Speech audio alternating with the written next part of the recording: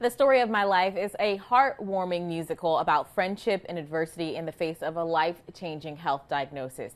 And you can give to a good cause while catching the play at the Asbury Memorial Theater.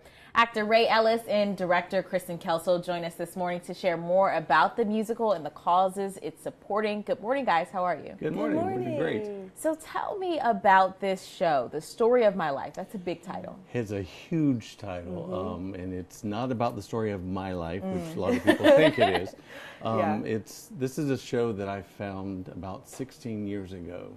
Just a random pick of a CD and listened to it, and it just hit that I needed to do this show. And I've asked multiple people in town to do it, and it never happened. This past November, it started up again. And I asked 3 years ago, I was diagnosed with Parkinson, so we're doing it as a fundraiser for two organizations, which we'll talk about later. But Kristen can tell you more about what the show is about as the director.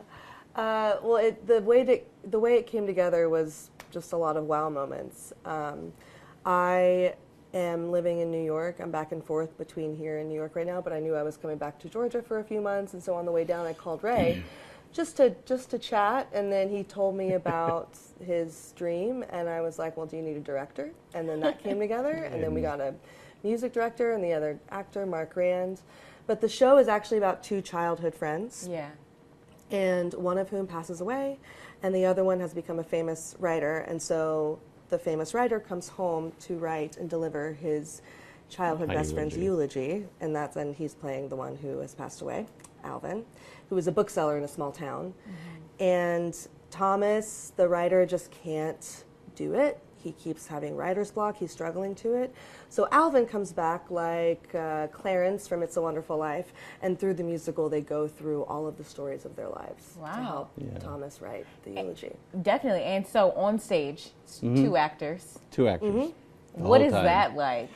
It's scary at times. This is the first show I've done with just two people. I've always been in larger productions, so there's lots to lean on. You don't have as many lines, but Mark comes on stage and is on it for the entire length of the show. I come in the middle of his first song, and we never leave the stage and stuff. So you got to have a lot of faith in each other that we're going to, if we slip up, we're going to find each other and catch up and stuff. But so it's been a struggle, but it's a lot of fun. Literally enjoying it. And so from a director's standpoint, what is it like directing only two people? I love two-handers. And it's my favorite thing because it can be so intimate and so specific, and you really rely on the connection of the two actors. And there's also a lot of opportunity for creative movement, creativity, like theatrical moments. But it's just, it's one of my favorite things. And because they're just become a part of the entire show.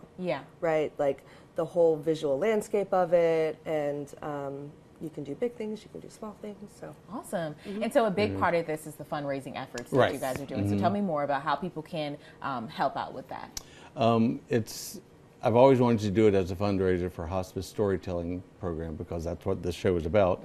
And then 3 years ago, I was diagnosed with Parkinson's. Mark was also diagnosed with Parkinson's. And so we said, well, let's make it a joint. So we're doing it for hospice story keeping and the Michael J. Fox Foundation for Parkinson Research. So we've gotten in touch with them through a contact that works on one of their boards.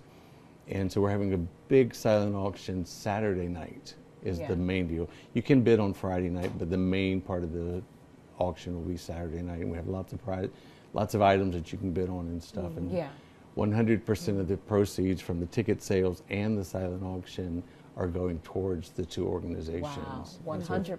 100% of it. Awesome. So where can people buy tickets? Is that just online? You can buy it through our QR code there on the screen, or you can just call the church, or just show up at the door. Awesome. No one will be turned away. Absolutely. And this is next week, March 28th through the 30th. So thanks, guys, so much. Really interesting. Thank you. Thank you so much. Awesome. All right. So